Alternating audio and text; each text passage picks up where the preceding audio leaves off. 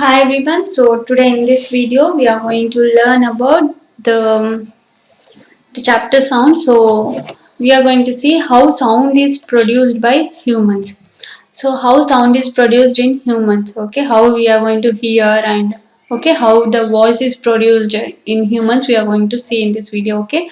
Speak loudly for a while or sing a song or buzz like a bee. So buzz is nothing but how the bee is going to make a sound, you are going to make that kind of sound, okay. So put your hand on your throat as shown in the figure.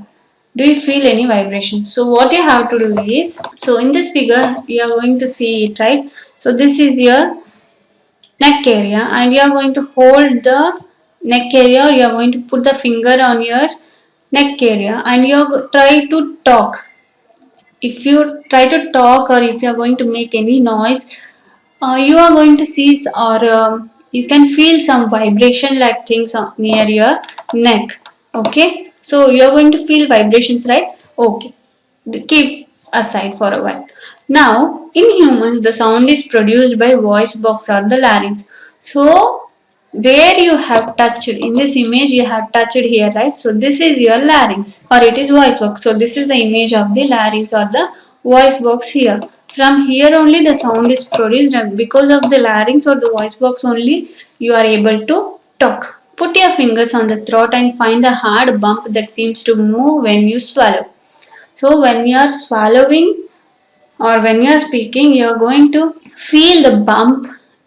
Okay, bump is nothing but some forward area near your neck. Okay, the bump like thing. That means in your, if you see the neck area, there is some front part, the part which is bump like area, and that we are going to call it as what? Voice box. And this part of the body is known as voice box or the larynx. It is at the upper end of the windpipe. So windpipe, you know it, right? So at the upper end you are going to see the voice box. Two vocal cords are stretched across the voice box or larynx in such a way that it leaves a narrow slit between them for passage of air. So if you go through the larynx here, you are going to see the two things here, and these two cords are nothing but what? Vocal cords. Okay, and there is some gap here, right? So that is the narrow slit we can say, and from here the air is passed. Okay, and because of these two things, that is nothing but two vocal cords and the air thing only, we are going to see the sound in the human beings. When the lungs force air through the slit, the vocal cords vibrate. So we are breathing it, and the breathing air is going to move to the lungs with the help of this slit, and the vocal cords are going to vibrate, producing sound. Muscles attached to the vocal cords can make the cords tight or loose. So the muscles which are attached to the vocal cords. So here you are going to see the muscles that are attached to the vocal cords. They are going to make it tight and the loose. When the vocal cords are tight and thin, the type of quality of the voice is different. So when the two vocal cords are tight, we can say, okay, if they are tight, the voice will be different, and when they are loose, the voice will be different. Depending upon the tightness, the voice will be different. Okay.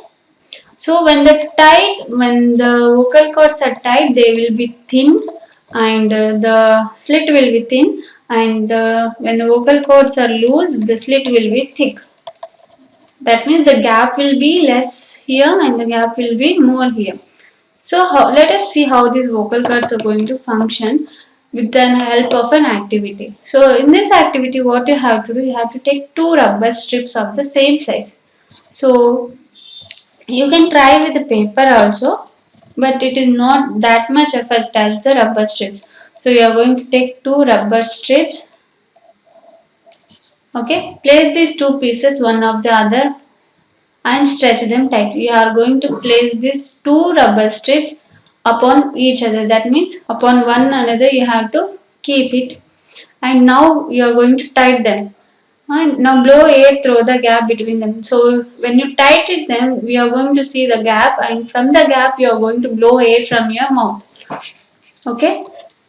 As the air blows through the stretched rubber, sound is produced. You can also take a piece of paper with a narrow slit and hold it between your fingers as shown in the figure. blow through the slit and listen to the sound. Our vocal cords produce sound in the similar manner. So, if you see the image here, you can take two paper strips here.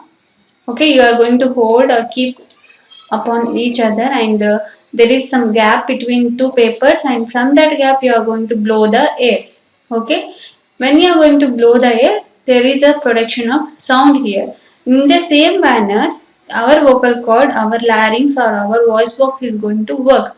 So we are having two vocal cords, gap between them, we are going to call it as slit here. Okay, when they are tight, different sound is produced, and when they are loose, a different sound is produced. So here we can, by doing this shape also, we are going to play some game with making this thing structure, right? So in this way the vocal cord is going to work.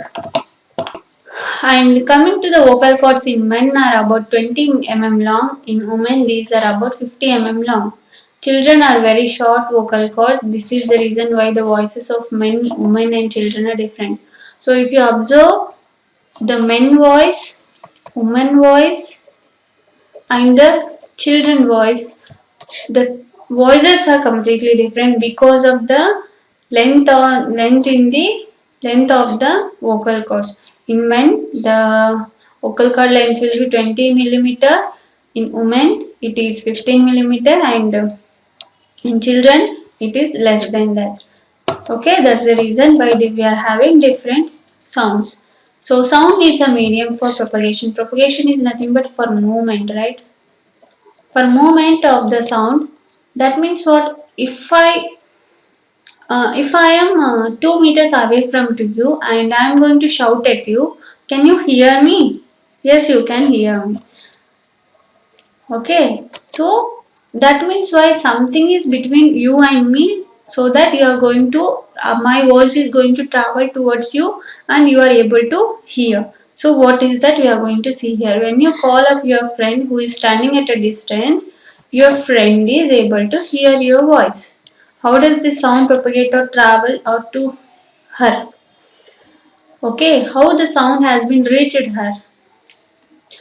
Actually, it is by air medium. Okay, air is present everywhere. So, with the help of air only, your friend is able to hear you. So, let us do with the understand this thing with the help of our activity here. Take a metal or a glass tumbler. Tumbler is nothing but a glass. Okay, make sure that it is dry. Dry means it is not having any water in it. Place a cell phone in it and ask your friend to give a ring on this cell phone from another cell phone. Listen to the ring carefully. Now surround the rim of the tumbler with your hands.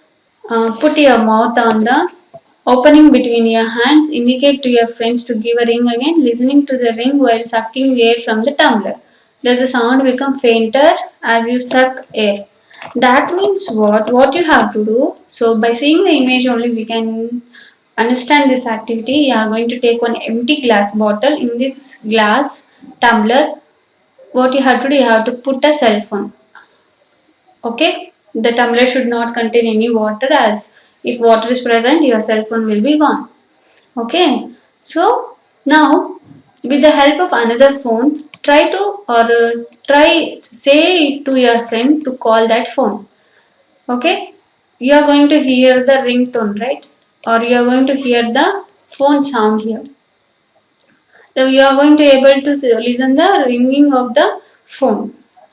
Okay, now cut the phone, and now this time what you have to do, you are going to keep a hand on the rim of the tumbler.